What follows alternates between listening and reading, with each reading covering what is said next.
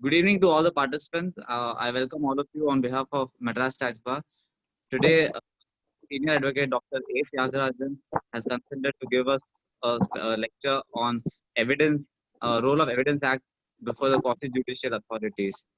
Uh, Thank you, sir, for consenting to give us the presentation today. Once sir completes his entire presentation, we will question answer round where you can ask your questions by raising your hands in the app, or you can put in your messages in the chat box. So after the end of the round, we will take up the questions one by one, and then we can proceed. So before you start, sir, I would just call upon APS sir just to give a brief, small introduction, and then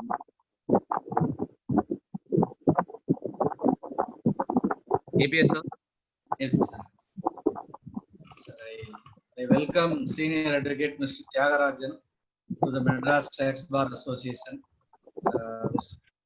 Tyagarajan graduated from Tyagaraja College and he completed his law at Madras Law College and he did his masters at Madras University and he was a part-time lecturer in the law college and all of us know that, and he was former syndicate member in the Dr. Ambedkar Law University and he holds a doctorate in law and he is one among the few advocates who is the recipient of Law Day Award and he is regularly taking lectures in various subjects and especially on Evidence Act.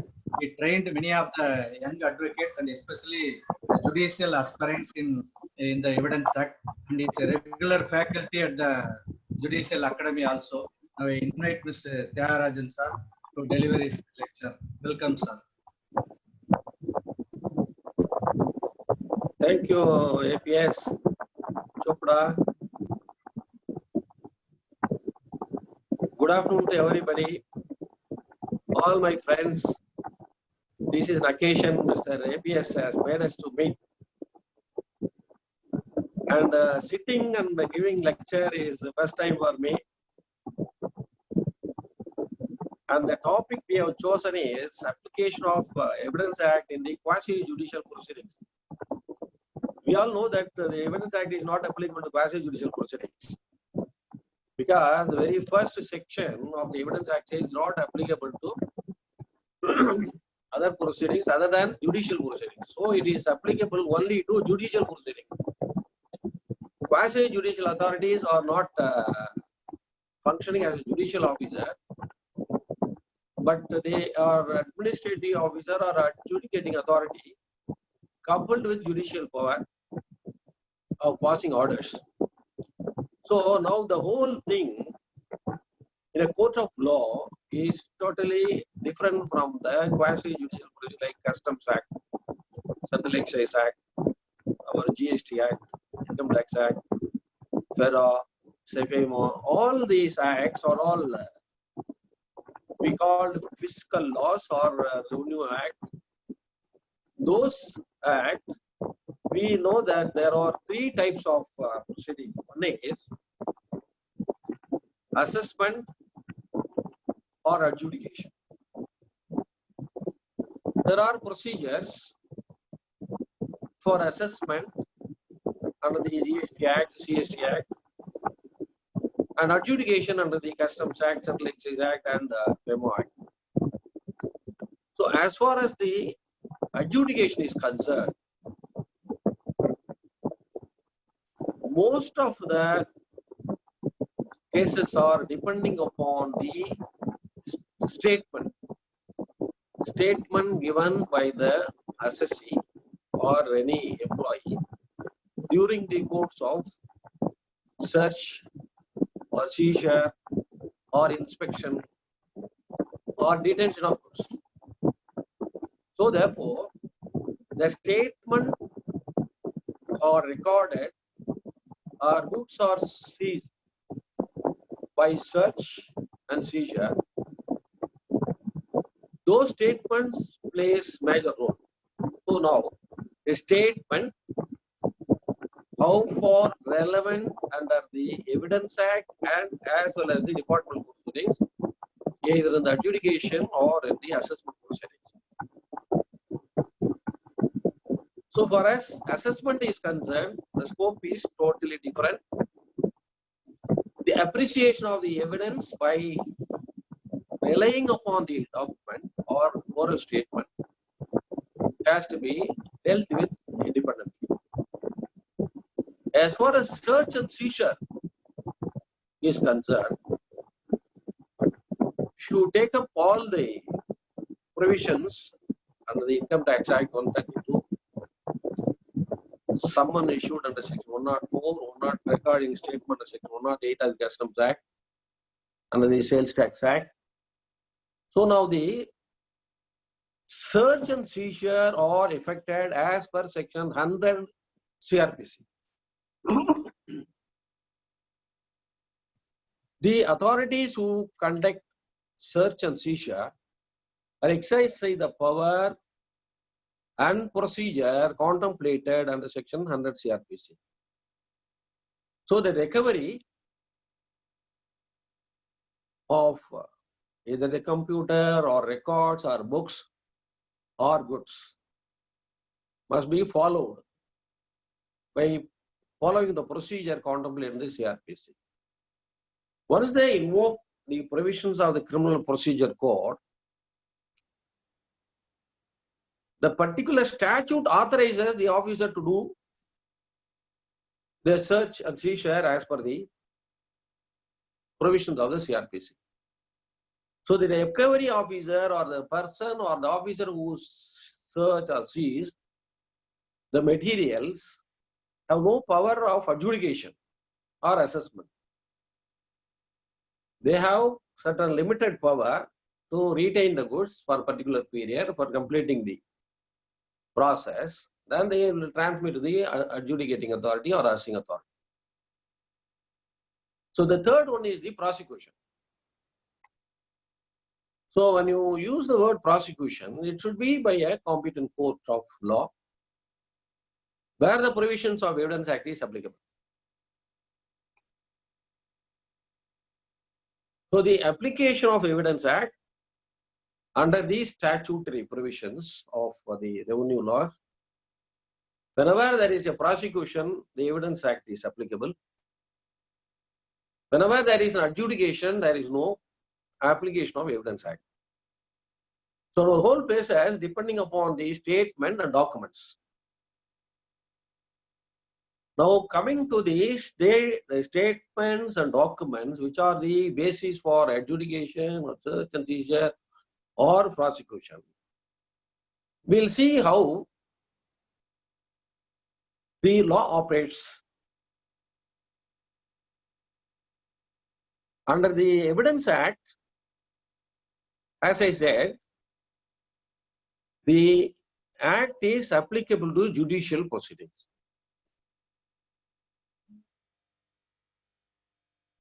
While applying the principles, either in the adjudication or seizure or prosecution, indirectly, the law of evidence relating to the document, statement, namely oral evidence, and presumptions are all the basis for determining the factor.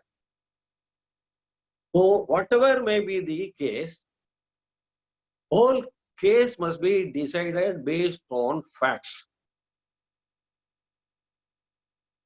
And we all know everything is fact.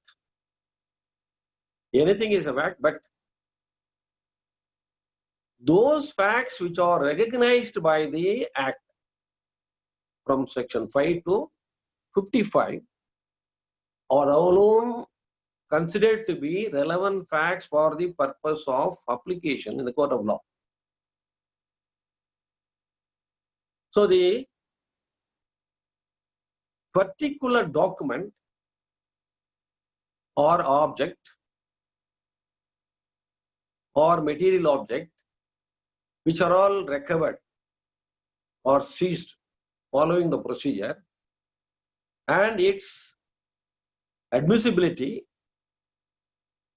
is different from adjudicating proceedings or assessment proceedings and criminal proceedings.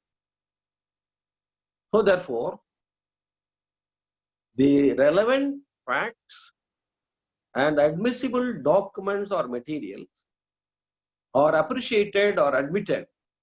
Admitted and appreciated in two different areas, namely adjudication or the prosecution. Is different way. Presumptions are all two types: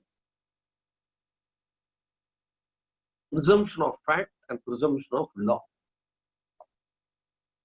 This principle of presumption is applicable all over the proceedings, either the department proceedings or in the prosecution. So presumption is the basis. Presumption of fact is otherwise called may presume. So whatever a person presume is not acceptable or not recognized by law. For example, there may be so many suspicious circumstances based on the conduct, nature, human behavior. But law is not recognizing those things.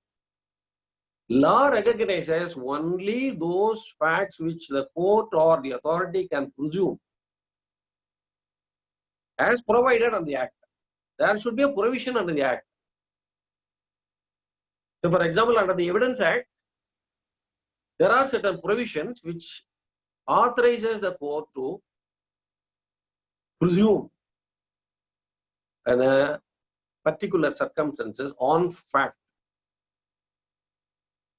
So, presumption of fact is based on human conduct, nature, and circumstances of the situation.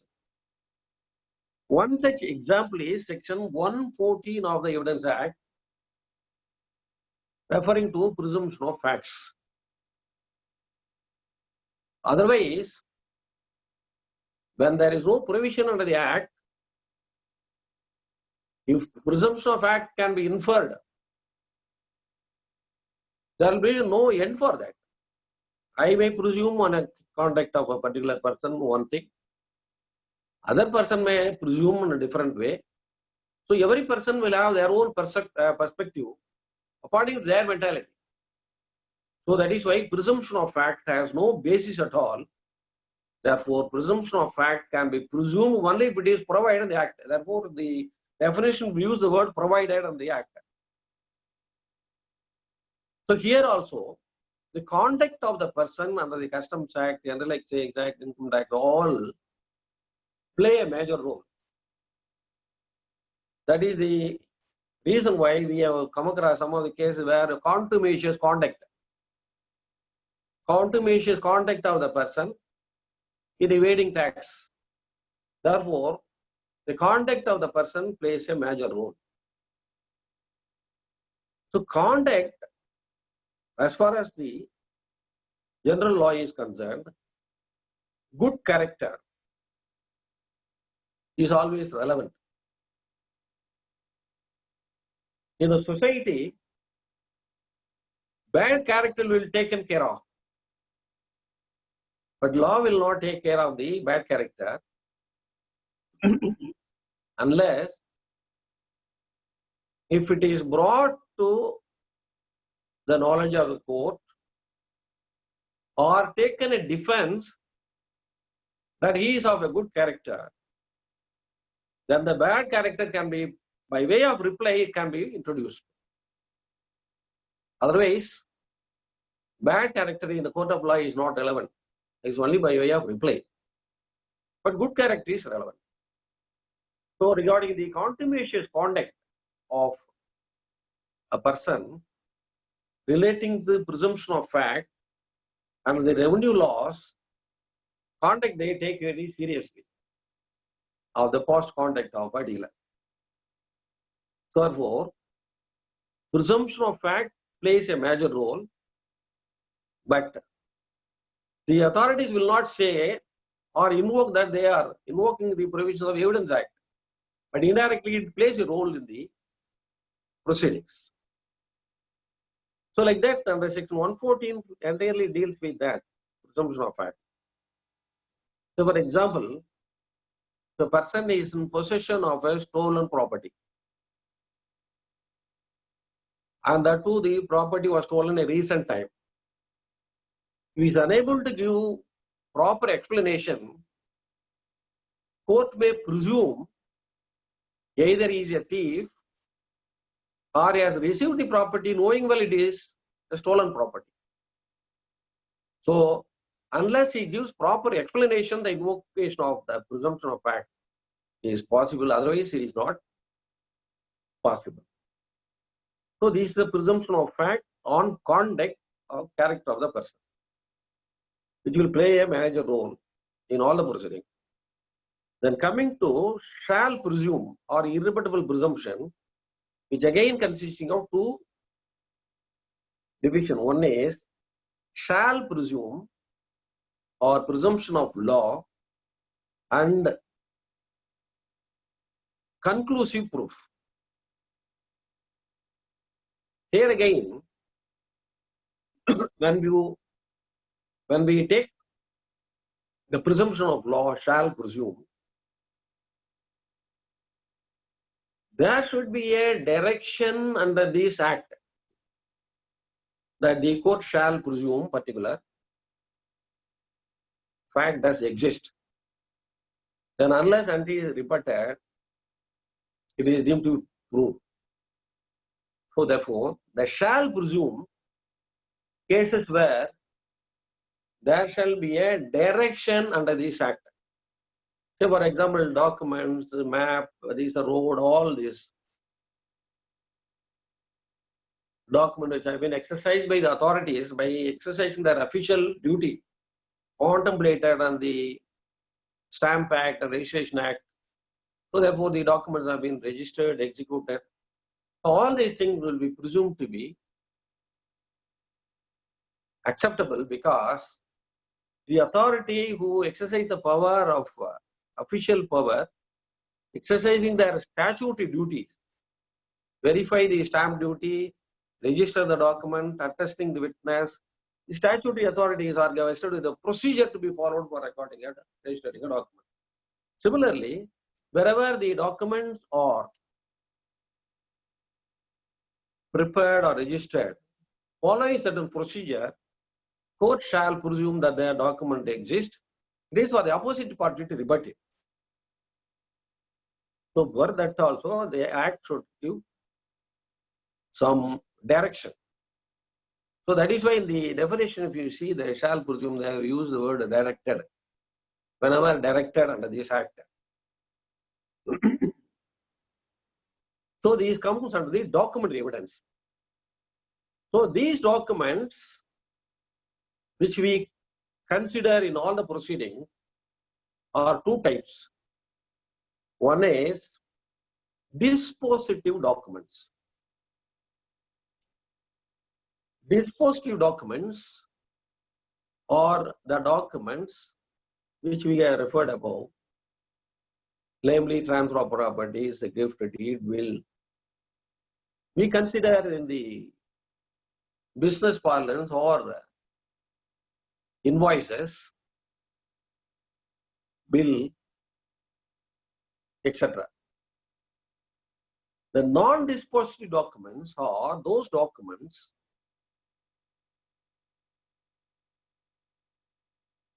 which at the time of executing the document, the executor is not aware of the consequences. Say for example, some scribbling. We sales tax cases, we come across a lot of slips. In those slips, we will only find out numbers or name or the particulars in a different way. The non-dispositive documents are all also documents because it contains some facts. When we use the word fact, it should always be a relevant fact. As I said, from section 5 to 55. So the dispositive documents and non-dispositive documents are all material facts, documents for the purpose of application, admission and application. So now, presumptions plays a major role.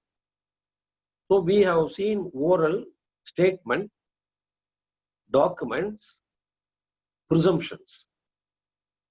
These are all the background of deciding any case in the mind of an authority, either adjudication or criminal proceedings. When we use the word oral statement, the scope of statement, whether it is an admission or narration of facts, incriminating the person who makes a statement or exculpate him from the particular point of the case. So again, the oral statement can be used self-serving statement or self-harming statement. So both statements are relevant in all practical purposes. As far as the court of law is concerned, in the Evidence Act, self-serving statements are not admissible. But as far as the department proceedings, self-serving statement also admissible, relevant, because this statement is viewed differently by the adjudicating authority or the assessing authority. So what is an admission? As I said, admission is a statement, oral or written or electronic document or evidence suggesting or leading to infer a fact about its existence or non-existence in a given circumstances given by a person. So admissions are inferences based on oral statement or documentary statement or electronic. So these inferences, when it will become admission? When we use the word admission, the person who makes a statement admit the existence or non-existence of a fact relating to a fact in issue or relevant fact. So, a person who makes admission must be relating to an issue or relevant fact. In such circumstances, the statement either by the person who makes the statement or the success or interest cannot go back. That is estoppel. Estoppel is on a different situation. Estoppel will operate only on change of circumstances, otherwise it will not be an estoppel. Admission is totally different from estoppel. That is why in all assessment proceedings you say, the assessee made a statement, you cannot approbate or reprobate. So that principle of estoppel is not admissible or relevant in the particular point of time, because the place where is only an admission. A statement given to an authority, if it is a police officer, a statement under section 161 or 162. If it is given before a customs authority under section 108, if it is given before the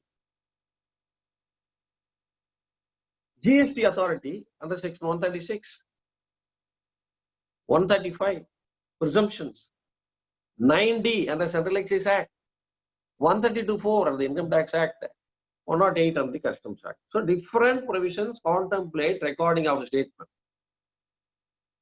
Those statements play in a different way on the different act. As far as the criminal procedure is concerned, 161 statement and 162 statement. In particular, 162 statement should not be signed. So that cannot be taken into consideration by the Customs Act or Central Excise Act. Because those statements are only relevant, but it's not a conclusive proof. And the person who recorded the statement is different person. Police officer will record the statement, not the person concerned. So the applicability of the statement is different. Coming to the Central Excise Act, GST Act, Income Tax Act, Customs Act, the statements are admissible. In particular, the statute itself gives a presumption and relevancy of the statement given before these authorities. So once the statements are relevant, as per the statute, question of admissibility is automatically the statement to be admitted. So relevancy is recognized by the Act, whereas the present Act presumptions also, statutory presumption also has been created. So the scope of application of the Evidence Act already barred regarding the department proceedings, adjudication proceedings. But indirectly they have indicted all those provisions. Section 21 of the Evidence Act says about the admission, referring to section 32 of the Evidence Act. Now both sections have been modified and introduced in the revenue laws. For TN VAT Act and the TN GST Act, that is GST Act, Central Excise Act, they have incorporated the provisions of the Evidence Act, slightly modifying it. But strictly, it goes as per the provisions of section 21 and 32 of the Evidence Act. So as far as the admissions are concerned, now section 21 of the Evidence Act, read with section 32, has been incorporated in the statutory provisions. So now, how these statements are admissible when law provides for admission of the state. Almost all the cases, department cases, are they based upon the statement and recovery. These statements, previously the Honorable Supreme Court has held almost all cases, the statement given to the customs authorities or enforcement authorities or to the income tax authorities or to the sales tax authorities are not statement hit by section 25 because they are not police officers. So therefore, these statements cannot be equated with a statement given to the police officer. If we see the wording under section 25 of the Evidence Act, we say always statement given to police not admissible. That is not a real intention or meaning of the act. Section 25 says, a statement given by an accused person while in custody need not be proved. That means the contents of the statement made by the person need not be proved. To read section 24, 25, 26, 27, to an extent the statement given to the police officer is relevant. If you read 25 and 27, so much of information given is relevant. So, 25 totally bar, 26 a statement given by a police, by an accused person to a police officer in the immediate presence of a magistrate is different. And so much of information leading to recovery under section 27 is relevant. So 25, 26, 27 if you read, totally only to an extent it has a relevancy of fact. So why the statement recorded under the provisions of the Revenue Act is admissible? Because the authority who record the statement are not police officers. But one crucial aspect which plays a major role is, if we read section 24 of the Evidence Act, it says about the criminal proceedings or criminal cases of an accused person. But one word, just I will read.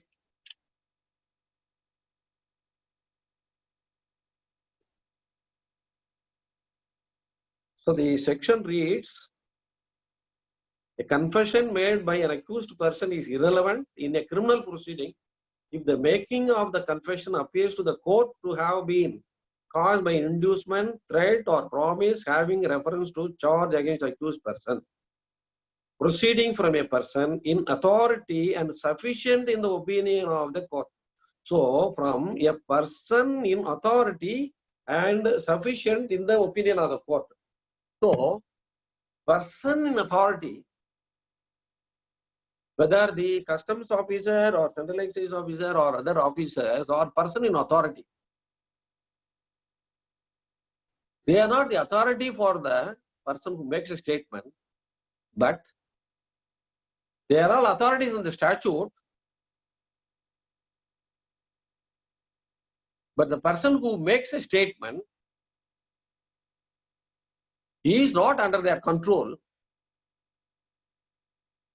but a businessman is always on the mercy of the department officers. An assessee is always on the mercy of the authorities concerned. Therefore, even though they are not police officers, now the statement, contents of the statement can be proved. The difference between the relevancy, admissibility and proof of a statement is concerned. As far as the criminal proceedings are concerned, 24, 25, 26, 27, totally different. Because under section 27, so much of information is relevant. Therefore, even though under section 25, the information is given, that is relevant under section 27. But as far as the present case is concerned, or the revenue laws are concerned, the contents of the statements can be proved. So admission, relevancy is one thing. Admission of the statement is another thing. Admission of the document is another thing. And proving the statement, proving the contents of the document is another thing. So all these things are permissible under the revenue laws, even though a statement has been given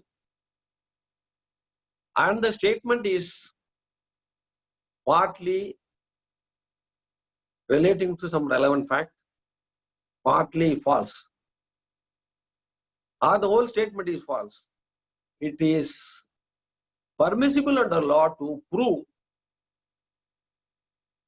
the contents of the statement. So assay can prove the contents of the statement if it is in his favor. It is also possible for him to disprove the contents of the statement. So permissibility of disproving the contents of the statement is permissible. So therefore, now comes the burden of proof. So relevancy, admissibility, presumption, burden of proof. These are the four areas we have to consider under the present situation. So I have left shall presume. I reserved the conclusive proof or irrebuttable presumption now. Now we will go to irrebuttable presumption.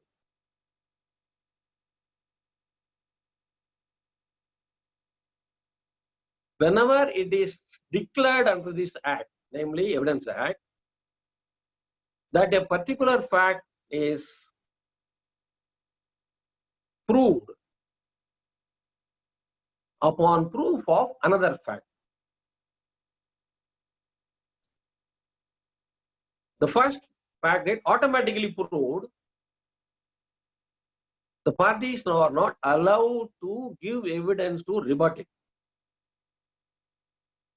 So here, one fact get automatically proved upon proof of another fact. So ultimately, the first fact get declared as proved. So now, a legal presumption have been created under the present statutes. These are all every day, judgments have been given by the Supreme Court. To get over all these things, they could simply say that the Evidence Act is applicable. But indirectly, they bring the Evidence Act provisions with slight modifications. Say, for example, relevancy of statement, CNGS Act 136, Central Excise Act 9D, Income Tax 132(4), Customs Act 108. It's a presumption of culpable mental state. So the statement now has become created the impression. Mens rea is essential always, but now they say guilty mind is by way of presumption. So now they have created a presumption, and the burden of proof is on the party or the assessee to rebut it. Now coming to this conclusive proof, one fact get automatically proved. Say for example, a 5-year-old boy commit a murder. So it's a murder. It may be taken to juvenile or that is another thing. As far as the criminal law is concerned, if you establish that the boy is below 7-year-old, it's not an offense. Similarly, a child is born within 280 days from the date of separation or death of the man. The child is a legitimate child. They have to prove the child was born within 280 days from the date. So they cannot rebut it. The child is a legitimate child. But though it is conclusive proof, irrebuttable presumption, still the party can rebut it by establishing that there was no access between the man and woman. If there was no access, then the child is not the child of the man. So this is only for the purpose of the presumption, the conclusive proof under the Evidence Act.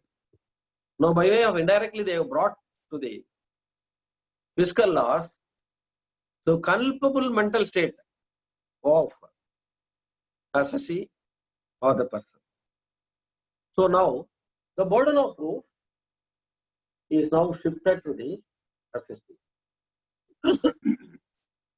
The rule of presumption is, as far as criminal law is concerned, in a court of law, and in particular, in criminal cases, the presumption of innocence is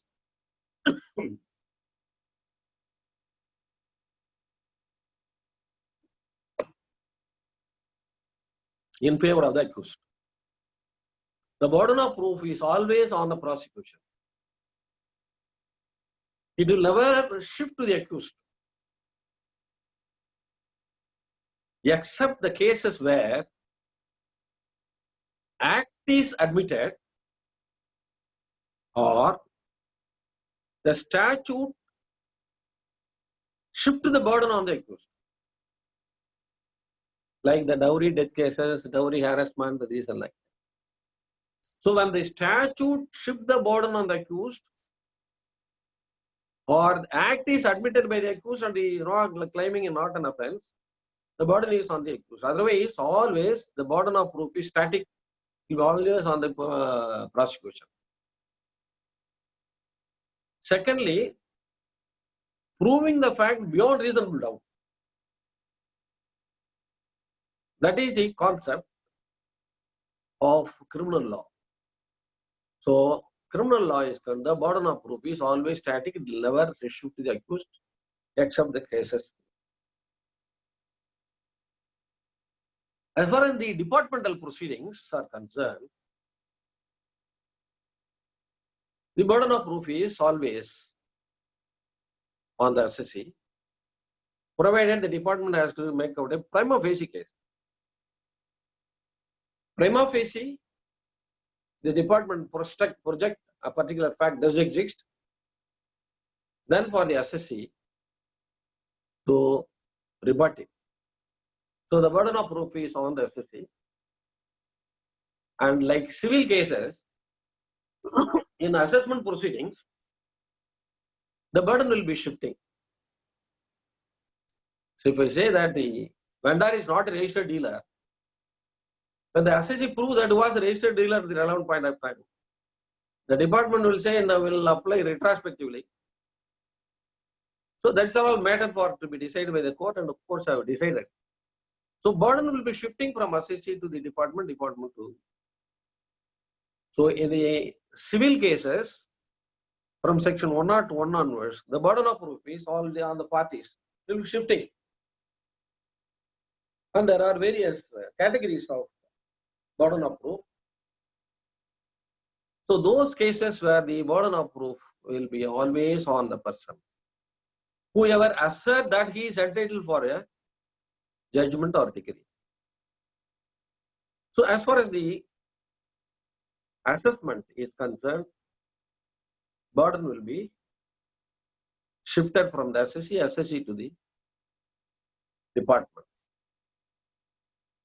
The assessment proceedings, the procedure which we have come across day to day, they have to follow all the strict rules of service, complying with the principle of natural justice, furnishing document, all these things are all indirectly application of the rule of evidence. But by way of procedure which has been called, we get the word being heard has been interpreted, and we argue the cases, the assessment proceeding. Coming to the prosecution. Prosecution regarding this, the customs, excise, central excise, income tax, etc., more cases, the initial burden is only on the prosecution. Namely, those cases are all private complaint. Just like a private complaint, here we have to see what is the complaint.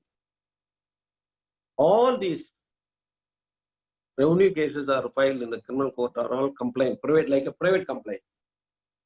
We use the word complaint. When X goes to police station, gives a complaint, we use the word complaint. It is not a complaint. It is only an information. The information given by the victim or witness will be reduced into writing in the register maintained by the police. That is called FIR. Not the petition given by the victim or the witness is not the complaint. The police officer who reduced the same into writing in the register maintained by the police record is called FIR. After investigation, after recording statement, recovery, everything, when they file a final report to the court, that is called complaint. So normally we call it whatever the papers are lodged with the police, it's a complaint. Legally, that is not called a complaint. It's only an information. So therefore, the complaint now here, the complaint filed by either the deputy commissioner or the commissioner, joint commissioner, the court after getting sanction from the commissioner or from the government, that is called complaint. So the private complaint procedure has to be followed here. When you go to a court of law in a criminal court, the burden of proof is always on the accused. Coming to the admissibility of document and its relevancy is already declared. As far as the Income Tax Act is concerned, for admissibility of the documents or CD or computer, whatever may be in the assessment proceedings, they have set out a procedure. Those procedure has to be followed. There 65B cannot be invoked there. 65B have been indirectly modified and the provisions have been drafted. So in a criminal court of law, strict rule of evidence act is applicable. So therefore, because the court of law which tries the criminal case is the judicial proceeding. So the Evidence Act is applicable even though in the Revenue Act or relating to these fiscal laws, Evidence Act is strictly applicable and followed in a criminal court where person has been prosecuted. So there are three instances where how these statements have been cleared by the courts as relevant admissible. So the very first stage they have taken a stand that under Article 20, Class 3, no statement or no evidence can be compelled to give against the person who makes the statement. So no one shall be compelled to give any evidence or statement against their own interest under Article 20, Class 3. The Supreme Court said Article 20, Class 3, just I will read for the purpose of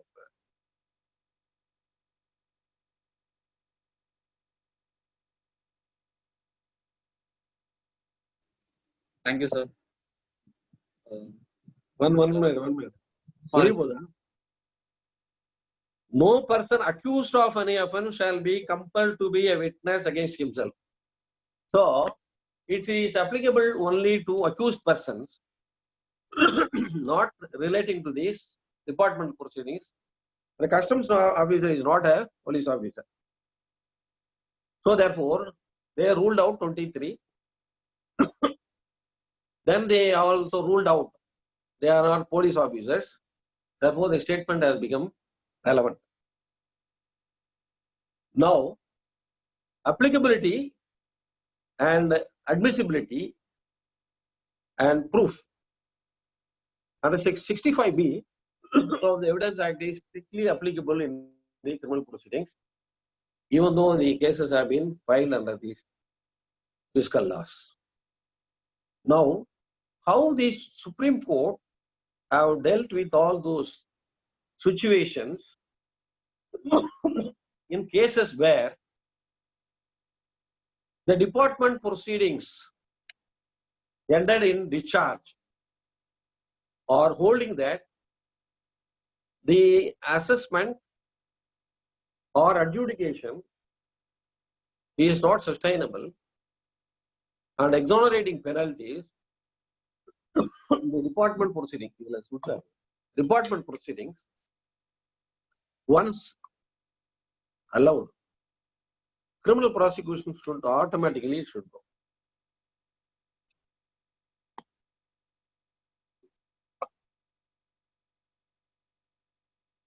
The reason is twofold. One is in criminal prosecution, benefit of doubt, preponderance of probability, beyond reasonable doubt is a rule. So thoroughly prosecution has to establish the case beyond reasonable doubt. Therefore, is entitled for an acquittal. Otherwise, entitled for an acquittal. The department proceedings, the strict rule of preponderance of probability or benefit of doubt is not available. So therefore, strictly the department is deciding the case on its own merit, available on record based on the evidence. If those evidence which are admissible, relevant and acceptable, assessed by the assessing officer, come to a conclusion there is no case is made out, then there is no scope for criminal prosecution and criminal prosecution has been quashed. Whereas, in one judgment, there is a minority view. The Honorable Supreme Court says the prosecution under the criminal proceedings is totally different. The department proceedings is totally different. In a situation where prosecution has completed earlier and the department proceedings are going on, the criminal case may be a relevant fact, but that will not be a deciding factor. That is one of the cases where a minority judgment. In all other cases, the courts have held that once the department proceedings are dropped or orders have been set aside by the Income Tax Tribunal or High Court or Supreme Court, even Commissioner of Appeals, the criminal prosecution can be quashed. So many cases the Honorable Court has quashed the criminal prosecution. These are all the cases where the statement and mahzar has been analyzed by the Supreme Court. The very first case was, the very most famous case was Ambalal versus Union of India. AR 1961 Supreme Court 264.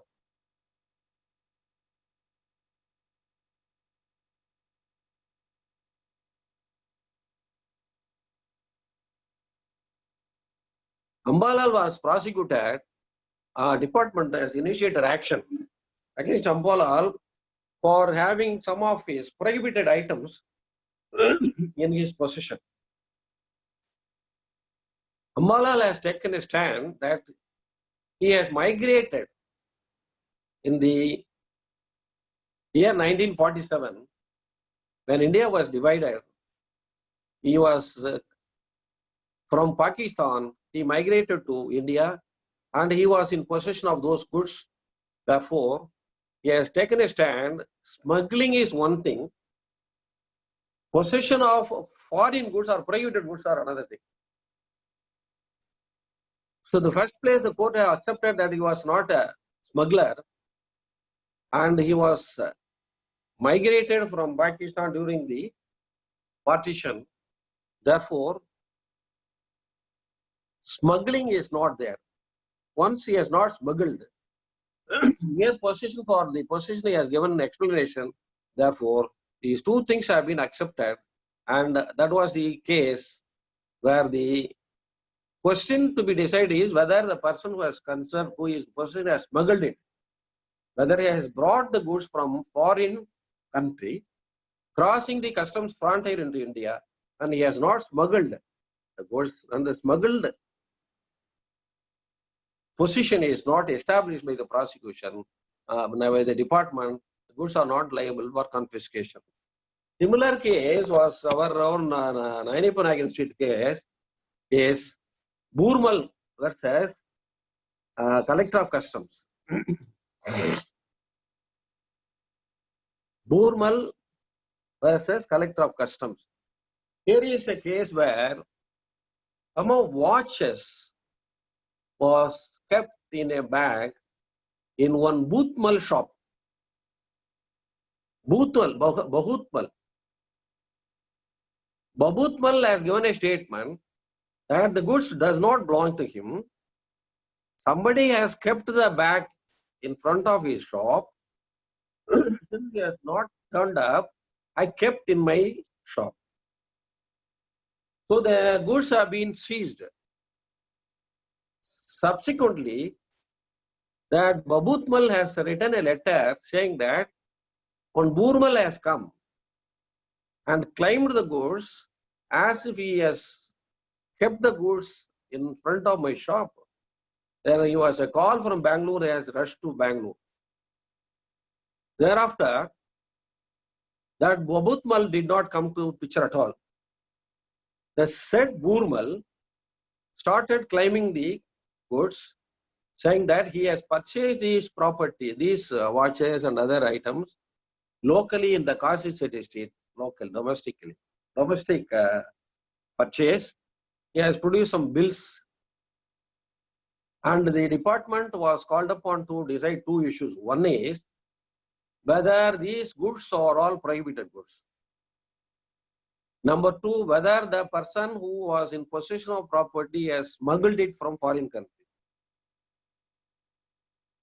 The burden of proof is on the department to say that the person concerned has smuggled it. He must have smuggled it.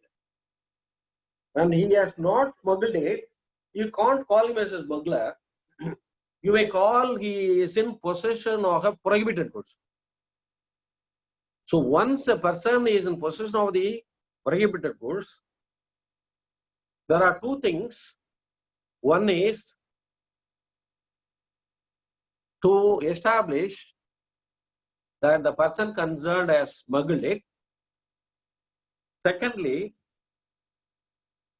he is in possession of the prohibited goods. Thirdly, he is not in a position to give any explanation or legal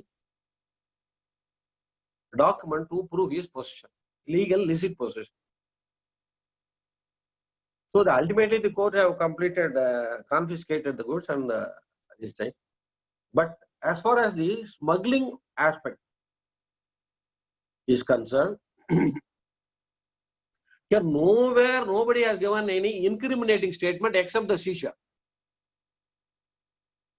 Except the seizure, there is no incriminating statement against the Burmal, who has claimed the goods later on, who said that one of his another partner, Intermal, has placed it. So whatever may be the defense taken by him, the first burden of proof passed on the department was that those purchase and bills are all bogus. There was no such thing at all. So the first point, the department was able to demolish that there was no proof to show that these goods have been purchased locally. The second category is he is in possession of prohibited goods.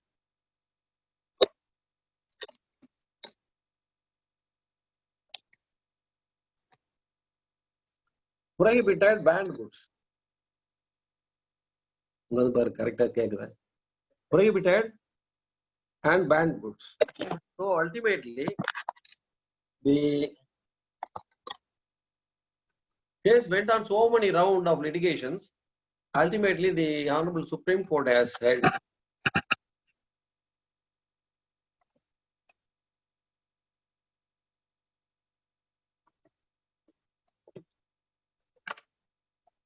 the Honorable Supreme Court has held that the goods are liable for confiscation. Regarding the department proceedings and prosecution, we all know that income tax case, KC Builders versus Assistant Commissioner of Income Tax, 2004, 2 SCC 731.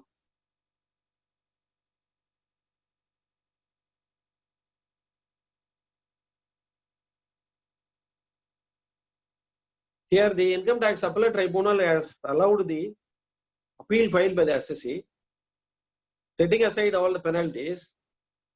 In the criminal prosecution, the Honorable Supreme Court has approved the quashment, saying that once the department has exonerated and the matter become final, no prosecution can proceed. Similarly, 2005 13 SEC 558. 2005 13 SEC, page 558, Joseph P. Banjera versus State of Maharashtra, where a vessel was confiscated and penalty was also imposed. Following KC Builders, the Honorable Supreme Court has held that once SIGAT, by the time SIGAT has allowed the appeal, the matter become final, no prosecution can be continued.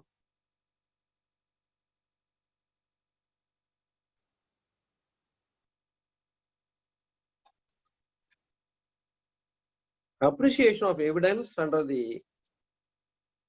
section 67 and 47 of the NDPS Act compared with section 161 CRPC.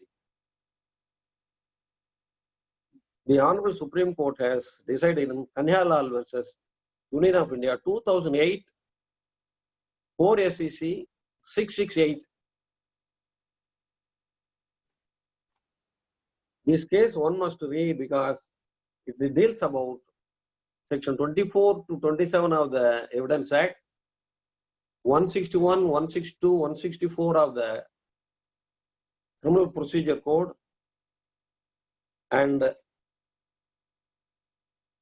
Narcotic Drugs and Substance Act, a very worth judgment to be read.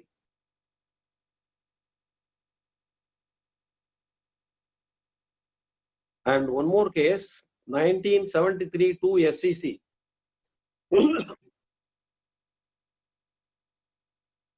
These are all relating to crossing of customs frontier. Customs frontier, seizure of goods, principle of natural justice. In this case, the Supreme Court says natural justice need not be followed. This is one of the rarest cases.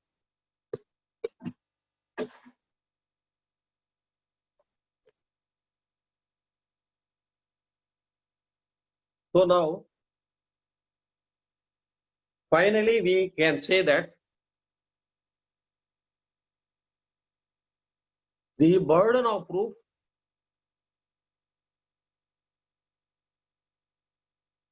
is on the accused in all these prosecutions, and the rule of evidence as per the Evidence Act is applicable. As far as the search and seizure are concerned,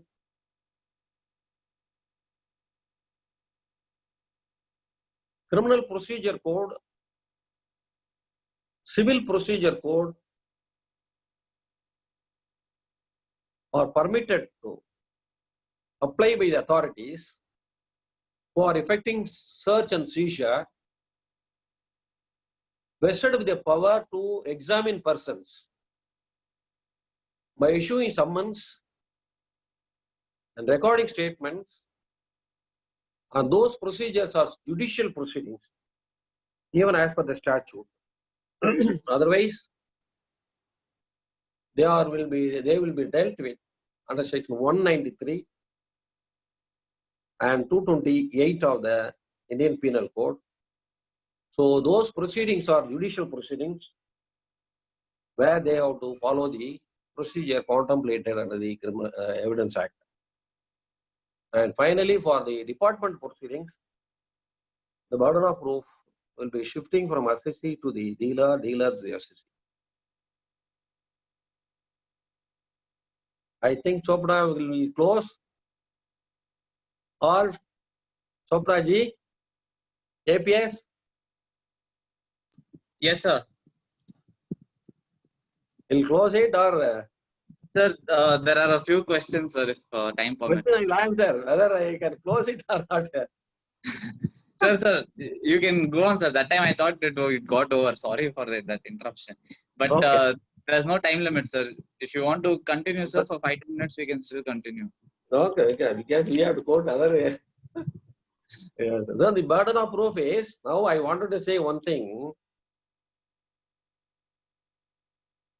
When we started practice, the law is one.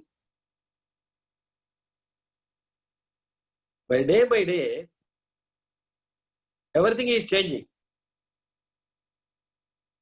At present position is, all the judgments given by the Supreme Court regarding the assessment proceedings, you see vast development. Wherever we find loophole, all have been now blocked. So now the present GST Act, even though the CST, the Central Excise Act has been diminished, almost all the provisions of the Criminal Procedure Code and Evidence Act have been incorporated here. Fortunately, they have, as far as the criminal prosecution is concerned, they have used the preponderance of probability and proving of a case beyond reasonable doubt is a must, as far as even though these proceedings under the revenue laws are prosecuted in a criminal court of law, only to that extent the assessees and the dealers have been protected. Otherwise, in the case of convictions, the minimum sentence have been given. So just like that, earlier it was also there.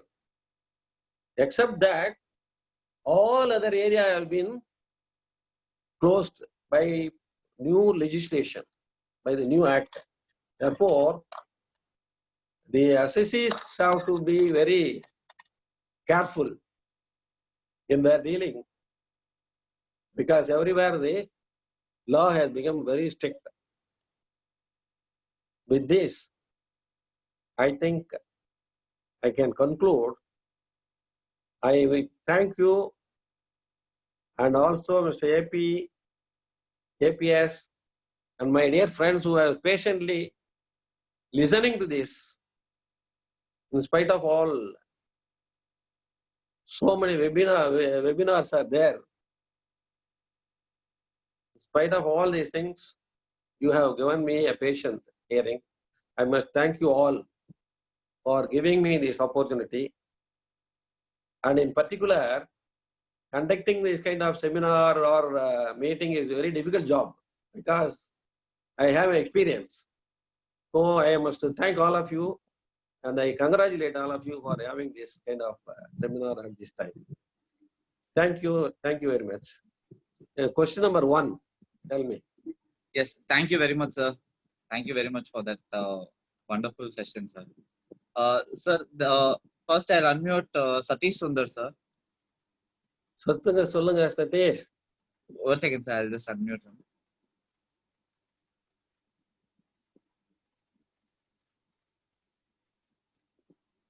Satish sir?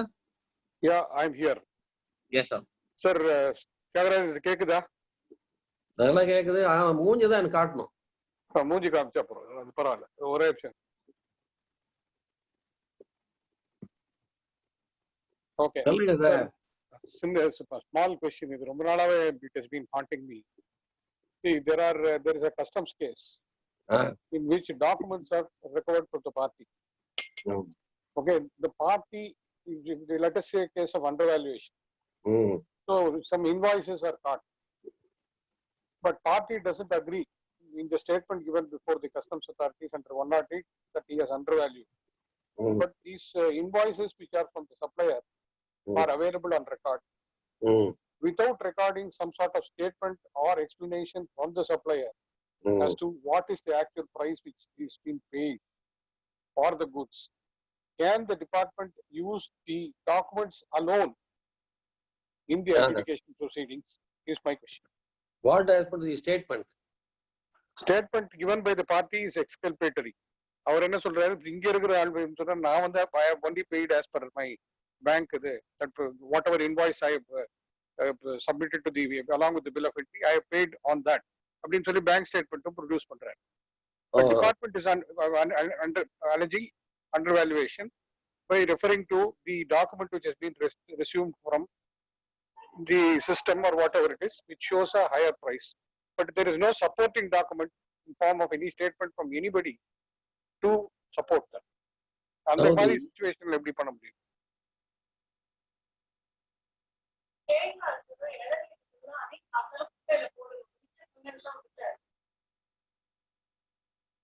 The document was seized from your premises. Yes. நம்ம கம்ப்யூட்டர்ல வச்சுக்கோங்க. நம்ம கம்ப்யூட்டர்ல இருந்து எடுத்தான். Therefore, we are presumed to be the owner. We are presumed to be in possession. Yes. The burden of proof is on us to establish that it is not belong to us or what purpose somebody has sent to you and you have not utilized it or you have not used it. So the burden of proof is on the person from whose possession the document or material has been seized. Correct. Therefore, when I give a statement saying that I have not paid the price which is reflected in the invoice. என்கிட்ட statement வந்து எக்ஸ்கல்பேட்டரிங்க. There is no inculpatory statement. As far as the revenue law is concerned, exculpatory statement is relevant. But if there is no admission, admission illa, adanaala the statement must be given weightage. Correct. By the department. The department should have used your statement and the document which has been taken out from your computer system for which what is your explanation? Adha paakano. Statement vandu once your statement is exculpatory, they cannot hold you liable for that. Number one. Number two, document are concerned. Therefore, the document that by itself document mere possession of the document in such a situation, correct? Mere possession of the document is sufficient for the department to discharge its initial burden. The burden of proof initially discharged by the department has to be rebutted by you. The person who is in possession, that's what I said. The person who is in possession must be in a position to give proper explanation for his possession. If he gives proper explanation for his possession, then the presumption is rebutted. So therefore, is there not a corresponding duty on the department to get some appeal polava? அதெல்லாம் போயிட்டு sir, போயிட்டு தான் நின்னுட்டு இருக்கோம் இப்போ. appeal polava engage பண்ணல. அப்ப என்ன ரைட். சப்ளையர் வந்து எவனாவது சொல்லிருக்கணும்ல. ஆமாமா. they must have inquired him. அவ ஸ்டேட்மெண்ட் இன்கல்பேட்டரியா இருந்தா நமக்கு வந்து நம்ம மேல burden வரும். As far as statement is exculpatory, for the document we have given proper explanation பொழுது our burden is shifted. What is the burden? What is the evidence they have given to rebut our evidence? One more thing is another factor in my favor is I give the bank statements in which what is reflected is bank statements are all relevant because they are contemporaneous document. correct bank statement which will show that what has been paid is what invoice I have submitted to the customs. அதுக்கு நான் பே பண்ணதுக்கு I am giving the bank statement also. No, these are all contemporaneous document. Thank you. அதான் just one. Thank you. Thank you, sir. Sir, next I'll unmute Sundareswaran, sir. ஐயா sir வாங்க. Sundareswaran, sir. Sir, hello. சுவாமி meeting மூஞ்ச காட்டுங்க சுவாமி. Hello. சுவாமி மூஞ்ச காட்டுங்க. என்ன நான் உங்களை பார்க்கணும்னு தானே இருக்கிறேன். Hello. சொல்லுங்க சுந்தரேஸ்வரன். Sir, ரொம்ப நல்லா இருந்தது. It was very nice. I was able to get so much information. Thank you so much, sir. Sir, ஒரு சின்ன GST பொறுத்த வரைக்கும் வந்து பவர் டு அரெஸ்ட்ங்கிறது வந்து 69ல இருக்கு. சார் பவர் டு அரெஸ்ட் இருக்கு. பவர் டு அரெஸ்ட் இருக்கு. அவங்க பெயில் அவங்களே பெயில்ல விடலாம். இல்ல நான் அது கேட்கல. நான் என்ன கேக்குறேன்னா there are certain portion under section 132 which says in the circumstances எல்லாம் வந்து பண்ணலாம் அப்படின்னா whether assessment order போட்டு quantification வேணுமா சார் அதுக்கு? என்ன sir? For arresting a defrauder or a frauder for arresting a person, is it necessary that an order should be there? No, not necessary sir. இப்போ எல்லாம் பவர் கொடுத்துட்டு arrest பண்ணது. கொடுத்துட்டாங்க. Thank you. Second question ஒரு சின்ன doubt sir. இப்போ வந்து criminal ப்ராசிக்யூஷன்ல acquit பண்ணிடுறாங்க. அக்யூட்டல் ஆயிடுறான். Whether the Customs Act whether the appeal could be proceeded with on the very same evidence on facts. Department proceedingsல preponderance prosecution drop பண்ணலாம். ஆனா criminal prosecution drop பண்ணியாச்சுன்னா டிபார்ட்மெண்ட் proceeding drop பண்ணனும் அவசியம் இல்ல. அத நம்ம பெஞ்ச் பண்ணிருக்காங்க சார். நாம பெஞ்ச் பண்ணிருக்காங்க. Okay thank you sir. Thank you. இதுதான் அதுதான் ஒரு டிசென்ட் ஜட்ஜ்மெண்ட் ஒன்னு சொன்னேன் பாருங்க. அதுல மைனாரிட்டி ஜட்ஜ்மெண்ட் வந்து நான் இப்ப நீங்க சொல்ற பாயிண்ட் அது. Thank you so much sir. It was very nice, very informative. Thank you so much. Yes sir. So next I'll unmute Swaminathan sir. Swaminathan ஜட்ஜுக்கெல்லாம் பதில் சொல்ல முடியாது. Sir wonderful program sir. Super sir. Sir இது connection with சுந்தரேஷனோட question தான் sir எண்டும். Sir in fact இது service மேட்டர்ல மேஜரா sir. In fact the lower authority as well as the high court has confirmed that he is acquitted from the அப்படிங்கறது சொல்லிட்டாங்க. But departmental proceedings they want to take up on the service matters. Whether they can sit over the judgment of this acquittal. இது ஒரு confused stage sir. இது எப்படி how to this one can they? இப்போ நம்ம present position என்னன்னா service மேட்டர்ல acquittal on merit or benefit of doubt. benefit of doubt தான் sir. benefit of doubtனாக்க department ப்ரொசீடிங்ஸ்ல வந்து எடுத்துக்க மாட்டான். acquittal on merit அதான் ஃபுல் பெஞ்ச். இப்போ நம்ம ஜஸ்டிஸ் இவரு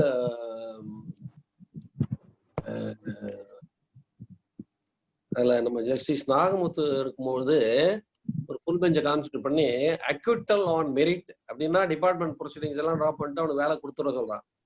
ஆன் பெனிஃபிட் ஆஃப் டவுட்னாக்கா அது முடியாதுன்னு சொல்லிடுறான். அது ஒரு ஃபுல் பெஞ்ச்லயே சொல்லிட்டாங்க அதை. Okay. So they can sit over and then they can it depends upon the merit or the benefit. honorary acquittal கொடுக்கணும். Thank you very much sir. Thank you sir. Thank you sir. Sir, next question from Bhaskaran sir. சொல்லுங்க பாஸ்கர். எந்த பாஸ்கர்? இல்ல sir நம்ம N Bhaskaran sir. சொல்லுங்க பாஸ்கர். ஒரு second sir unmute பண்ணல. Bhaskaran sir unmute பண்ணலாம். S நான் பண்ணிட்டேன் சார். இது 193 196 228 சொன்னீங்க. ஆமா. அந்த procedure to be followed is 195. Search and சீஷர்ல customs act, income tax act, இப்ப புது ஆக்ட் புதுசா சர்ச் அண்ட் சீஷர் ப்ரொவிஷன் கொடுத்துருக்காங்க இல்லையா? அதுல என்ன சொல்றான், அதெல்லாம் judicial proceedings under section 193 and 228. Yes sir, yes sir. அதுலயே செக்ஷன்லயே 190 session seizure proceeding judicial proceeding தானே அப்போ?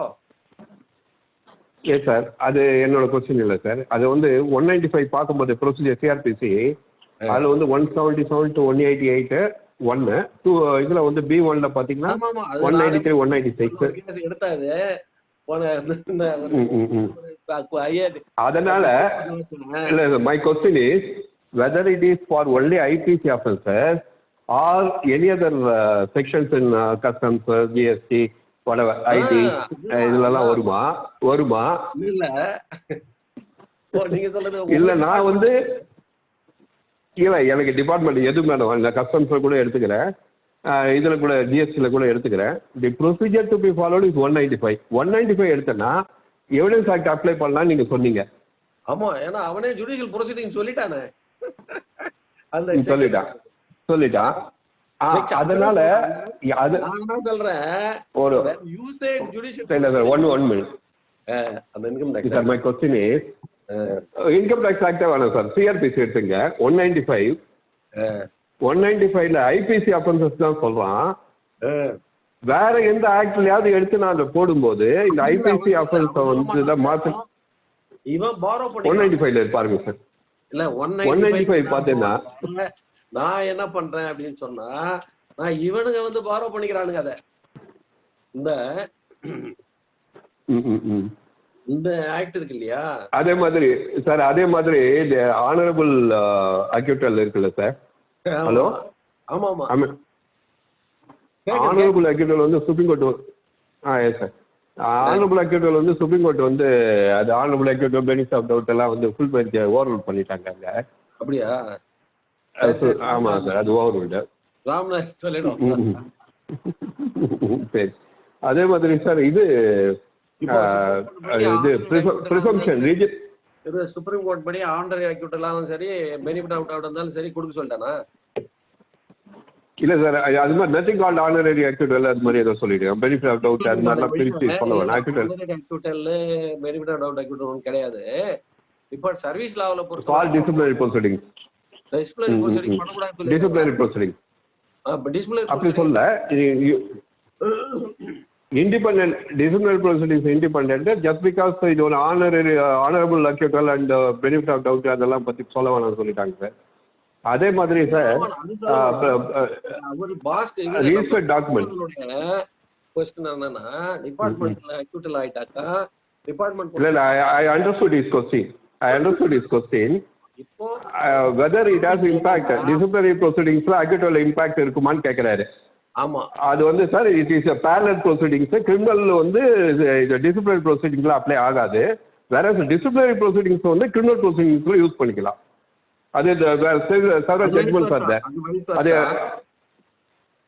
அவருக்கு நம்ம சொல்ல வேண்டியது அது மாதிரி இருக்கு. பாஸ்கர், நம்ம சுவாமிநாதன் சொல்ல வேண்டியது என்னன்னா, டிபார்ட்மெண்ட் ப்ரொசீடிங்ஸ் சர்வீஸ் மேட்டர்ல டிசிப்ளினரி ப்ரொசீடிங்ஸ் வந்து கிரிமினல் கோர்ட்ல அக்யூட்டல் ஆயாச்சு அப்படின்னு சொன்னா என்ன, whether department proceeding can proceed or to be ஸ்டாப்ங்கிறது பாயிண்ட் வருது. இவங்க என்ன பண்ணி விட்டானுங்க, டிபார்ட்மெண்ட் ப்ரொசீடிங்ஸ் ப்ரொசீட் பண்ணலாம், நீ பெனிஃபிட் ஆஃப் டவுட் கொடுத்தா ஆனரரி அக்யூட்டல் கொடுத்தாதான் நீ வந்து ப்ரொசீட் பண்ண வேண்டியலன்னு சொல்லிட்டான். சுப்ரீம் கோர்ட்ல என்ன சொல்லிட்டாங்க, ரெண்டு ஏன் சொல்றீங்க, ஒரே வழியா அக்யூட்டல் போங்கயா அப்படிங்கிறாங்க. டிபார்ட்மெண்ட் ப்ரொசீடிங் பண்ணலாமா? இல்ல 1 minute சார், அப்படி சொல்லல sir. That is different proceedings sir. This is different proceedings sir. Criminal இடத்துல வந்து டிசிப்ளினரி ப்ரொசீடிங் அப்ளை பண்ணாதீங்கன்ட்டாங்க. அப்ளை பண்ணிட்டாங்க. அதே மாதிரி that is the law which we have followed. That is department proceedings and criminal proceedings are like a rail. It will not meet each other. Exactly. It will not meet each other. Exactly, sir. Separate. But it's a parallel proceeding. அதுதான் நமக்கு படிச்சது நடந்துட்டு வந்தது. இப்ப லா develop ஆயிட்டு இல்ல, அது ஓவர்ரூல் ஆயிடுச்சு சார். அவ ஜஸ்ட் இங்க மெட்ராஸ் ஹைகோர்ட் ஓவர்ரூல் ஆயிடுச்சு. ஓவர்ரூல் ஆனாலும் அதே மாதிரி ப்ரொசீடிங்ஸ் என்ன பண்றது இப்ப டிபார்ட்மெண்ட் இல்ல, அது எர்லியர் ப்ரொசீடிங்ஸ் தான், எர்லியர் இதுதான் அது. கிரிமினல் ப்ரொசீடிங்ஸை வந்து டிசிப்ளினரி ப்ரொசீடிங்ல யூஸ் பண்ணாதீங்க. வேற டிசிப்ளினரி ப்ரொசீடிங்ஸை கிரிமினல் ப்ரொசீடிங்ஸ்ல யூஸ் பண்ணிருக்கீங்க. But considered as a relevant fact னு ஆர்கியூ பண்ணுங்க. Relevant fact, yes, exactly, sir. Relevant fact. We can be used, but the decision cannot be come to conclusion on the basis of the criminal proceeding. அது sir. அப்புறமா வந்து இந்த register document ப்ரிசம்ப்ஷன் சொன்னீங்க sir. ஆமா. அது வந்து வில்லுக்கு apply ஆகுமா sir? எது? Though it is registered. அதனால தான் அதை ப்ரொவைட் பண்ணி ப்ரூவ் பண்ண சொல்றோம். அதான் அந்த presumption will not apply to the will. இல்ல independent witness வச்சு ப்ரூவ் பண்ணியாங்க. will வந்து அதனால தான் ப்ரொவைட் பண்ணனும். ஆபீஸ்ல இருந்தா அது டிக்ளேர் பண்ணனும். அதான் though it is registered, independently it has to be proved. ஆமா. Yes sir. Yes sir, that's what my question. Chopraji? Yes, sir. Sir, 2-3 more questions, sir, we'll take up and we'll conclude. Yes. Jaykumar, sir. VS Jaykumar, sir. Sir. So, very nice presentation. நல்லா இருந்தது Thiagarajan. Thank you, sir. Thank you, sir. எனக்கு என்ன கொஸ்டின்னா, இப்போ அசஸ்மெண்ட்ஸ்லாம் income டாக்ஸ்ல reopen பண்றாங்கன்னு வெச்சுக்கோங்களேன். We apply under RTI. We get about 4 or 5 documents. Then we are not much satisfied வெச்சுக்கோங்களேன். Then we go to C&AG, collect some data. இது எந்த ஆக்ட்ல வருது? Is it Evidence Act or I know it's RTI Act, but எந்த ஆக்ட்ல அவங்க reject பண்ண முடியும்? RTI Actல sir assessee need not invoke the provisions of the RTI Act. Correct. Because he is entitled for any document relied upon by the department. Right. So assessee has a statutory right to ask all the documents which are all depending upon the case put against the assessee. அதனால அவன் வந்து RTI ஆக்ட்ல நேரடியா ரைட்டிங்ல கேட்கலாம். ரெண்டாவது வந்து assessing officer வந்து I will not give the டாக்குமெண்ட்னு சொல்ல முடியாது. அசஸ்மெண்ட் ப்ரொசீடிங்ஸ் வந்து assessment proceedings evidence act apply ஆகாது. அதே வந்து ப்ராசிக்யூஷன் போகும்போது அப்ளை ஆகும். இது வந்து நம்ம இந்த பிரின்சிபல் ஆஃப் நேச்சுரல் ஜஸ்டிஸ் டாக்டரின்ல தான் நம்ம போயிட்டு இருக்கோம். அதுல அசஸிங் ஆபீசருக்கு அசஸ்மெண்ட் ப்ரொசீடிங்ஸ்ல being heard must be heard னு வருது இல்லைங்களா? அதை வச்சுதான் நம்ம இன்டர்பிரேஷன் பண்ணிட்டு இவ்வளவு வருஷம் நடத்திட்டு இருக்கிறோம். Assessing officer any document if relies upon he is bound to give it. என்ன பாத்தீங்கன்னா when it comes to reassessment they always add some new grounds in the counter affidavit which court said you cannot do it. But RTI ல கிடையாது, C&AG ல கிடையாதுனால நீங்க வந்து probability theory எப்படி apply பண்ண முடியும்? இல்ல, அதாவது the object of affidavit is to place the evidence in the form of a statement. Right. Affidavit உடைய ஸ்கோப் என்ன அப்படின்னு சொன்னா order 19 CPsல filing of an affidavit is like an examination of witness in chief. Right. Chief மாதிரி. இப்ப கோர்ட்ல உங்களுக்கு வந்து அஃபிடவிட்ட போட்டுட்டு அஃபிடவிட்ல சொல்ற டாக்குமெண்ட் அவன் கொடுக்கலன்னாவே to that extent that statement goes off. Right. Court should not take cognizance of the statement. அஃபிடவிட்ல சொன்னா போதாது. They are bound to supply the document. Otherwise, those documents should not be used against us. Right, sir. Thank you so much. It was a pleasure listening to you. Thank you, sir. I've not seen you in the beach for quite some time. Thank you. Chopraji. Yes, sir. Next, Sendil Kumar, sir. வாங்க sir. Sir, good evening, sir. ரொம்ப இன்ஃபர்மேட்டிவா இருந்தது sir. Sir, only one question. Really, sir, about the cross-examination. Is it mandatory when assessee's own document is being made use of it? Cross-examination is a mandatory or not, sir? Sir, always examinations are at the discretion of the parties concerned. Okay, sir. நீங்க cross பண்ணனாலும் பண்ணலனாலும் உங்களுடைய description அது. Right. ஆனால் anything adverse to you if available, right, sir, upon you are bound to put questions. Okay. Because in many of the occasions, the associate say that they are not, department has not given cross examination, so it is bad in law. அது எப்படின்னு சொன்னாக்கா Yes, sir. அசஸ்சி வந்து section 21 of the Evidence Act பாருங்க. Yes, sir. Assessee has every right to explain Yes, sir. under what circumstances, what was his state of mind, and what situation he was given a statement, then it is Good. probable or improbable.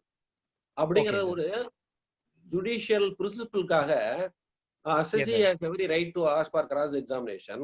If you ask Okay, for right. cross examination, department should not say that it is your Ah, ah. document, I will not give you an opportunity. சொல்லக்கூடாது. Okay. அவன் என்ன Yes, sir. பண்ணுவான் வந்து என்ன பண்ணுவான், இது ஒரு explanation கொடுப்பான். அந்த Okay, right, explanation is for the authority to consider. அந்த Okay. நேச்சுரல் ஜஸ்டிஸ் வயலேஷனே போயிடுது உங்களுக்கு. அந்த ஒரு கிரவுண்ட்ல அடிபட்டு திரும்ப சுத்திட்டு Yes, மெரிகோ sir. ரவுண்ட் மாதிரி சுத்திட்டே இருப்போம். So we should provide them the cross examination ஆமாமா. whenever demand is been ஆமாமா. there. Good, sir. Right, sir. Thank you, Ramesh, sir. Thank So you. very informative session, sir. Thank you, sir. Thank you. Yes, sir. Sir, next I'm going to unmute Sheila ma'am. யாரு? Sheila Bandari ma'am, sir. Okay. Prosecutor for Income Tax Department. Sir, good evening, sir. We had a Good very evening, informative session. ஏன்னா நீங்களாம் prosecutors. Sir, உங்ககிட்ட இருந்து கத்துக்கிறோம் sir. இன்னும் வளரணும். Okay, all the best, madam. God bless you. Thank you. Sir, என்னோட இப்பதான் another sir asked that relevant question regarding to cross examination. So though the rigors of Evidence Act are not applicable fully to assessment proceedings, so cross examination has to be given when asked for in relevant cases by the assessee. Sir, sometimes the department or whoever, for a third party person who has given a statement, may not be able to produce that particular person for cross examination. So what will be the scenario in such cases, and should any speaking order be made? No. That law that is I'm not able to provide for so and so. law is very clear on that. When a person gives a statement, if he is dead, not available, not able to produce before a court of law for examination, or withhold by the opposite party, or procuring the witness will be highly costly affair, will take long time. In those circumstances, those statements can be proved by other sources. Say By for any example, corroborative evidence, sir? any corroborative evidence supporting the contents of the statement which he has given, that can be proved. But that will have to be a part of the order, sir, that because of XYZ reason, I'm not able to convey. He has to give it in writing. That you have to record. Record பண்ணணும். Thank you, sir. Thanks. All the best, ma. Thank you, sir. Sir, there was one question in the chat box from. The question, I'll just read it out, sir. படிங்க. So, 1 second, sir. I'm just searching. Sir, this question is from Mr. Naveen Chand Bora from Villupuram. Yes, sir. Sir, he's asking regarding 65B certificate. Is it mandatory or not? Boraji. I'll unmute him. I'll see if he's coming online.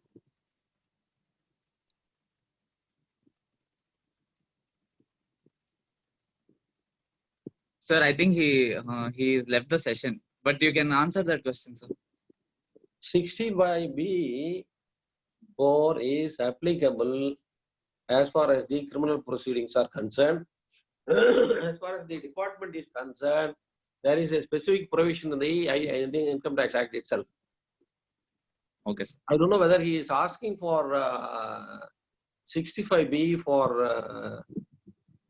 all fiscal laws or regular. No, in general he's asking because he didn't specify anything, sir. That is why generally ask means we will divide the question into two categories.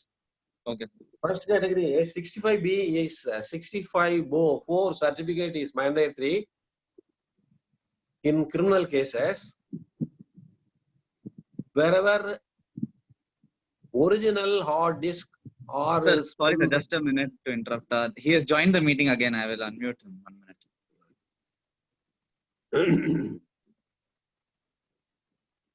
Naveen Chand, sir. I'm asking your question. You can unmute yourself, sir, please. Goraji வணக்கம் sir. வணக்கம் வணக்கம். நல்லா இருக்கீங்களா sir? மூஞ்சி மட்டும் காட்ட மாட்டீங்க? தெரியல சார், இன்னும் வரல என்னமோ. மூஞ்சி நல்லா தான் காட்டுங்க சார். Yes sir. அதாவது எஸ் சார்.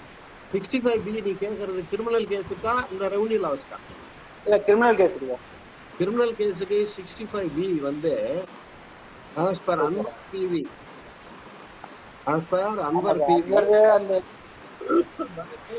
Anwar PV படி மூணா பிரிச்சுக்கும். First category is if you are producing the pen drive or hard disk with the printed copies to the court, 65B for certificate not necessary. Criminal case தான் சொல்ல. நீ விழுப்புரம்னா அப்புறம் criminal case தான் கேட்ப. இல்ல email print out copy sir. Email அனுப்பிச்ச print out copy. Email print out copy. உன் case ஸ்பெசிஃபிக்கா கேக்குறேன். Email who sent the email? Sent by the victim to the accused A1. A1க்கு வந்து யார் கொடுக்கறா? விக்டிம் கொடுக்கறாரா? விக்டிம் கொடுத்தது சார். விக்டிம் கொடுக்கறாரு. இப்ப police அதை யூஸ் பண்றாங்களா? எஸ் சார், அது எவிடன்ஸா கொடுத்திருக்கோம் சார். ஆமா சார், எவிடன்ஸா கொடுத்திருக்கோம் ப்ராசிக்யூஷன் சைடு. இல்ல போலீஸ் வாங்கி கொடுத்து போலீஸ் அது எவிடன்ஸா வந்து அவங்க வந்து ரெக்கார்ட் பண்ணி போட்டுருக்காங்க சார். அவசியம் கிடையாது. Okay sir, okay sir. Shafi Mohammed படிங்க. ஷஃபி முகமதும் அன்வரும் சொல்லுது. அன்வர் திருப்பியும் அன்வர்ல வந்து 3 கேட்டகரியா இருக்கு. ஒண்ணு, நீங்க hard disk plus print out கொடுத்தீங்கன்னா சர்டிபிகேட் தேவை கிடையாது. Okay sir. ஒண்ணாச்சா? ரெண்டாவது, when you are relying upon it as a secondary evidence னா நீங்க சர்டிபிகேட் கொடுக்கணும். ஓகே. மூணாவது வந்து இது இந்த கேட்டகரியில வரல, இது ஒரு டாக்குமெண்டரி எவிடன்ஸா நான் ட்ரீட் பண்ணி கொண்டு வரேன்னு சொன்னாக்கா நீங்க 63 of the evidence act rely பண்ணி இன்வோக் பண்ணிக்கலாம். Okay sir. ஓகே ஓகே, ரொம்ப thank you sir. Okay. Thanks, sir. Sir, if you have time, sir, 5 minutes, we'll just take 1 or 2 more questions, sir. கேளுங்க. Yes, sir. Sir, அப்பா ஒரு கேள்வி கேக்குறாரு. I just unmute. அப்பாவுக்குள்ள மேல சொல்ல முடியாது. என்ன நினைச்சிட்டு இருக்காரு? இவன் டாடினா? ஆமா சார். சார் வர சொல்லுங்க. Sir good evening. Sir good evening. கேள்வியெல்லாம் கேட்க மாட்டேன். கேள்வியெல்லாம் கேட்க மாட்டேன். நல்லா இருக்கிறேன். எப்படி இருக்கீங்க நீங்க? நல்லா இருக்கு சார். சார் கேள்வியெல்லாம் கேட்க மாட்டேன். நைஸ் ரெஃபரன்ஸ் ஆஃப் நம்ம ஏரியா பத்தி ஒரு கேஸ் பத்தி சொன்னீங்க இல்லையா? அது என்ன சார் நடத்தாரா நீங்க நடத்துனீங்க அந்த கேஸ்? நம்ம ஏரியா இல்ல சார், அதுக்கு times for referring our area. ஏதோ தப்பா நாராயணமலை ஸ்ட்ரீட்க்கு நைனியாபாய் ஆக்டிவிட்டி வேற சொல்லி விட்டீங்க. நாராயணமலை ஸ்ட்ரீட் தான் அது. பட் நீங்க நைனியாபாய் ஆக்டிவிட்டி சொல்லி விட்டீங்க. எதால நம்ம தெரியல எப்படி அது அந்த வாட்ச்ல அங்கே தானே கிடைக்கும். அநேகமா நைனியப்பன் லேனா இருக்கும்னு நினைக்கிறேன். நீங்க நைனியப்பன் ஐக்கன் இன்ஸ்டிடியூட் வேற சொல்லிட்டீங்க. என்னடா இது? Okay okay okay. So okay sir, thank you. It was nice presentation sir. It was ரொம்ப நாள் ஆச்சு பார்த்தேன். ஏதாவது கேள்வி கேக்குற சாக்குலயே உங்களை பார்த்துட்டேன் விடுங்க. Okay, thank you. Thank you. Sir, last Sendil Kumar sir, I think he wants to just add on something. I'll just unmute him and after that we will conclude. Sendil sir? Yes sir. Thank you Prateek. Yes sir. Sir, actually எல்லாமே பாத்தீங்கன்னா நம்ம standing council தான் sir உங்களை ரொம்ப நிறைய கேள்வி கேட்டிருக்கோம். we are got more enlightened by your beautiful answers and very explainable answers sir. So thank you very much sir. Thank you sir. Thank you. Good session sir. Thank you sir. Thank you sir. Sir, thank you sir. Taken up all the questions and you have very beautifully answered all the questions. Before we conclude the session, sir, I'll call up Vijay Kumar sir just to tell a few concluding words and then we can close the session, sir. Okay. Vijay Kumar sir? Sir. Well, sir. Before going to my assignment, I had one question. This is only consequential to Sundaresh. கொஞ்சம் sound கேக்கலையா? இப்ப கேக்குதா sir? கேக்குது சொல்லுங்க. Sundareswaran sir question follow பண்ணி ஒரு சின்ன question sir. அதாவது power to arrest under the GST act. In my opinion, in revenue cases, whether it is justified, because ultimately whatever that loss, it has been compensated by way of cash money. இதுக்கு வந்து ஒரே ஒரு answer சொல்றேன். எங்க அப்பா சொல்லுவாரு, British பீரியட்ல tax payers are respected. Yes yes. அப்போ பாத்தீங்கன்னா ஒரு டிஸ்ட்ரிக்ட்டுக்கு 5 பேரு ஓட்டு போடுவான். அவன் யாரும் 100 rupees மேல டாக்ஸ் கட்டுறவங்க. என்ன ஒரு டிஸ்ட்ரிக்ட்ல 5 people will be there. அவங்க வந்து 100 மேல டாக்ஸ் கட்டுவாங்க. அந்த ஊர்ல அங்க பக்கத்துல யாராவது இருந்தா they will take care of their particular area. அதுக்கு பிறகு ஆஃப்டர் இண்டிபெண்டன்ஸ் அந்த பீப்புள் வந்து என்ன பண்ணுவாங்கன்னா அந்த ஊர்ல பக்கத்துல இருக்கிற சின்ன சின்ன விவசாய வரி எல்லாம் இவங்களே கட்டிடுவாங்க. 4 ரூபா 5 ரூபா 10 ரூபான்னு இருக்கு எல்லாம் போடுவான். அது போட்டுட்டு வந்து பணியார் தண்டரா போட்டு நிற்பான். அதுக்கு இந்த இவரு என்ன பண்ணுவாங்கன்னா இவங்களே எல்லா படத்தையும் கலெக்ட் பண்ணி அவர் மணியார்ட்ட கொடுத்து அனுப்பிடுவாங்க போயா அப்படின்னு. அது டாக்ஸ் பேயர்ஸ் ஆர் ரெஸ்பெக்டட். அடுத்த stage tax payers are respected, அப்புறம் கொஞ்சம் போறாங்க ஈவேஸ் பண்றாங்கன்னு சொன்னா. Third stage tax payers are evader அப்படின்னு. இவேட் பண்றாங்கன்னு சொல்லிட்டு அவாய்டன்ஸ் இல்ல, ஈவேட் பண்றாங்கன்னு சொல்லிட்டு லாவை ஸ்ட்ரிஞ்சன்ட் பண்ணிட்டு இருக்கிறான். இது லெஜிஸ்லேட்டிவ் ப்ராசஸ். எனக்கு வந்து நானே எம்எல்ஏ வந்தாலும் ஒரே எம்எல்ஏ என்ன பண்ண முடியும். இந்த ஜிஎஸ்டி வந்த பிறகு ஒருத்தர் வந்து ஆன்டிசிபேட் மெயில் போட சொல்லி என்கிட்ட வந்தாரு. டெவலப் இவேட் பண்ணான்னு கேட்டேன். ஒண்ணு இல்ல 4.5 கோடி ரூபா. வந்து கோர்ட்டுக்கு போய் மாட்டிக்காதன்னு சொன்னேன். போய் ஆன்டிசிபேட் மெயில் எல்லாம் போட்டு மாட்டிக்காத, டிபார்ட்மெண்ட்ல கேட்டு ஏதோ கொஞ்சமா கட்டி ஆள முடியாதுன்னு சொல்லி போய் கேஸ் போட்டாரு, அரெஸ்ட் பண்ணான். அதனால நம்ம வந்து லெஜிஸ்லேட்டிவ் காம்பிடன்ஸ் நமக்கு இல்ல. அப்படின்னா ரெவன்யூ பார் நம்ம எல்லாம் போட்டு ஒரு லா பாஸ் பண்ணிடலாம். Why I am asking this question is, under the sales tax law, you know that very well, Battad ஒருத்தர் அரெஸ்ட் பண்ணாங்க. தெரியும். ஒருத்தர் அரெஸ்ட் பண்ணாங்க. எங்க ஆபீஸ்ல அதை நடத்துறீங்க, எங்க சீனியர் தான் நடத்தினார், வெங்கட்ராமன் சார். அப்போ இந்த மாதிரி ஒரு கொஸ்டின் ரைஸ் பண்றப்ப ப்ராப்பர் ஆன்சர் கிடைக்கல. அவர் பெயில் கிடைச்சது அப்புறம், பட் ப்ராப்பர் ஆன்சர் கிடைக்கல. இது இப்போ இந்த ஜிஎஸ்டில இந்த பவர் ஆஃப் அரெஸ்ட் வந்த உடனே அது ஞாபகம் வந்தது. அது சம்பந்தமா நம்ம சுந்தரேஸ்வரன் வேற கேள்வி கேட்டாரா, உடனே கேட்டுன்னு கேட்டேன். ஸ்டேஷன் பெயில் மாதிரி அவங்களும் பெயில் கொடுக்கலாம். Suppose if they remand to judicial custody naga, they have to follow CRPC procedure. எல்லாத்தையும் ஃபாலோ பண்ணுவோம். ரெவென்யூ கேஸ்னா ரிட் ஜூரிஸ்டிக்ஷன் அப்படிங்கற மாதிரி சொன்னாங்க. அதெல்லாம் கிடையாது, பெயிலே உண்டு. பெயில் உண்டு. Thank you sir, thank you very much. Okay. After a long time, the persons like me able to hear வாங்க. ரொம்ப நாளைக்கு அப்புறம் ஒரு கிளாஸ் ரூம் லெக்சர் மாதிரி இருந்தது. We are enjoying thoroughly very well. In particularly, both sides are here. அதாவது ரெவென்யூக்கு appear ஆகிறவங்களும் இருக்கிறாங்க, அசஸிக்கு appear ஆகிற, both are very well educated with your immense knowledge, and we are very much giving the very kind lecture. இது என்ன ஒரு பயம் வந்துருச்சுன்னா, நீங்க இவ்வளவு எலாபரேட்டா ரெவென்யூ கவுன்சிலுக்கும் சொல்லி கொடுத்ததுனால எங்க பார்ட்டி கொஞ்சம் அதிகமாகுது இப்போ.